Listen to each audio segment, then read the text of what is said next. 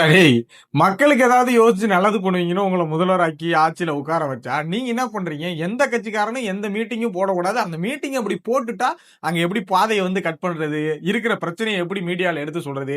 இத பிரச்சனைய மட்டுமே காமிக்கிறது அப்படிங்கிற மாரியும், பாஸ் குடுக்கக்கூடாது. இந்த மாரி என்னென்னமோ பண்ணி பார்க்குறீங்க. ஆம்புலன்ஸ் உள்ள விட்டு பார்க்குறீங்க. என்னென்னமோ பண்ணி பார்க்குறீங்க. ஒண்ணும் வேலைக்கு ஆவல அப்படின்னு தெரிஞ்ச உடனே, நடந்து முடிஞ்ச ஒரு விஷயத்துலருந்து கரெக்ட்டா சினிமாவுல பார்க்குற மாரி ஒரு சீன தூக்கிருக்காங்க. என்ன நடந்திருக்குன்னா, மதுரை மாநாட்டுல தமிழக வெற்றிக்கழக மதுரை மாநாட்டுல ஒரு பையனை பவுன்சர்ஸ் தூக்கி போட்டாங்க. அது தப்பு தான். நான் இல்லன்னுலாம் சொல்லல. ஆனா அந்த தூக்கி போட்டத ஒரு ஸ்கெட்சா எடுத்து அதுல ஒரு பிளான் பண்ணியிருக்காங்க பாருங்க. ஒரு அம்மாவ புடிச்சிருக்காங்க. அந்த ஏரியால பக்கத்துல உள்ள ஒரு ஒரு அம்மாவ புடிச்சு, அது என் பையன் தான். என் பையன தான் தூக்கி போட்டாய்ங்க அப்படின்னு சொல்லி, அந்த அம்மா வந்து ஒரு மீடியால பேட்டி குடுக்குறாங்க. என் பையனுக்கு வந்து உடம்பு சரியில்லங்கிறான். அவன் ஒத்துக்க மாட்றான். ஆனா நான் சொல்றேன் அது என் பையன் தான் அப்படிங்கிற மாரி ஒரு விஷயத்த வந்து சொல்றாங்க. அந்த அம்மா மீடியால வந்து சொல்றாங்க. உடனே என்ன பண்றாய்ங்க, தமிழக வெற்றிக் கழகத்துடைய தொண்டர்கள்லாம் போயிட்டு அந்த பையனுக்கு அது நீயா? நீ கிடையாதுல்ல.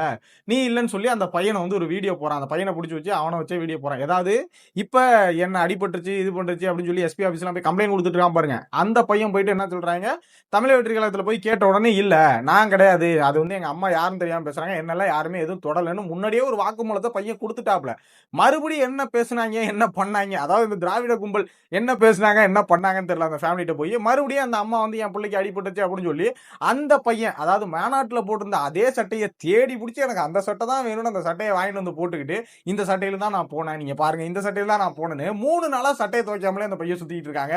3 நாளா அதே சட்டையை போட்டுட்டு இந்த சட்டையில தான் நான் போய் அங்க விழுந்தேன். என்ன தூக்கி போட்டாங்க. எனக்கு உள்காயமா இருக்கு. அப்படி இப்படின்னு வந்து பாத்தீங்கன்னா மீடியால வந்து பேசிட்டு இருக்காங்க. இன்னொரு பக்கம் இந்த பையன் இந்த முதல் வீடியோவை பார்த்த உடனே அதாவது அந்த அம்மா பேசின முதல் வீடியோ பார்த்தோன்னே அந்த பையன் சொல்லிட்டான். ஏங்க அவங்க என் அம்மாவே கிடையாதுங்க. என் அம்மா வீட்டுல இருக்காங்க. அவங்க என் அம்மாவே கிடையாதுன்னு சொல்லி அந்த பையன் உளுந்த பையனோட அம்மாவே வந்து டைரக்டா மீடியால வந்து பேசிட்டாங்க. உளுந்தது என் பையன் சாமி. நீ யாருமா எங்க இருந்துமா வந்த? தளபதி பேரை கெடுக்க நாங்க விரும்பல. விஜய் அவர்கள் பேரை நாங்க கெடுக்க விரும்பல. அதனால நாங்க அதை பத்தி பேச விரும்பல. என் பையனுக்கு ஒண்ணும் இல்ல அப்படிங்கறத அவங்க முடிச்சிட்டாங்க. ஆனா இந்த திராவிட கும்பல் என்ன மாதிரி யோசிக்கிறாங்க பாருங்க. இதுல ஏதாவது நல்லது பண்றதுக்கு யோசிக்கிறா? ஏதாவது மக்களுக்கு நல்லது பண்றதுக்கு யோசிக்கீங்க. சரியா? ஓப்பனா தெரியுது. நீ எப்பறா அந்த இவங்க வந்து இப்போ சொன்னதை எப்படி நீ டிஎம்கே காரங்க தான், எப்படி திமுக காரங்க தான் நீ எப்படி சொல்ற அப்படின்னு கேட்டீங்கன்னா, அதுக்கு ஆதாரம் இருக்கு. நம்ம பாருங்க பையன் எங்க இருந்திருக்காப்ல பாருங்க. யாருக்கு சால்வ போறாருன்னு பாருங்க. வீட்டு காலண்டரை பாருங்க. ஃபுல்லா பாருங்க. முழுக்க முழுக்க டிஎம்கே கேங்கு.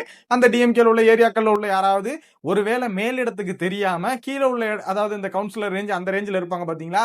பர்ஃபார்மன்ஸ் நான் போடுற மாதிரி இதை வச்சு வெயிட்டா ஒரு ஸ்கிரிப்ட் எழுதி பர்ஃபார்மன்ஸ் போட்டு தலைவர்கிட்ட பேர் வாங்குற மாதிரி அப்படின்னு சொல்லி முரட்டு சம்பவம் ஒன்று பண்ணியிருக்காங்க. அதான் நடந்திருக்கு. தயவு செஞ்சு இந்த மூளைய வேற எதுக்காவது பயன்படுத்துங்க. ஏதாவது நல்லது பண்றதுக்கு பயன்படுத்துங்க. அதாவது செப்டிக் டேங்க் தோண்டி நாங்க குழி போட்டோம்னு சொல்லி 4,50,000 எழுதி போட்டு என்ன பண்றீங்க?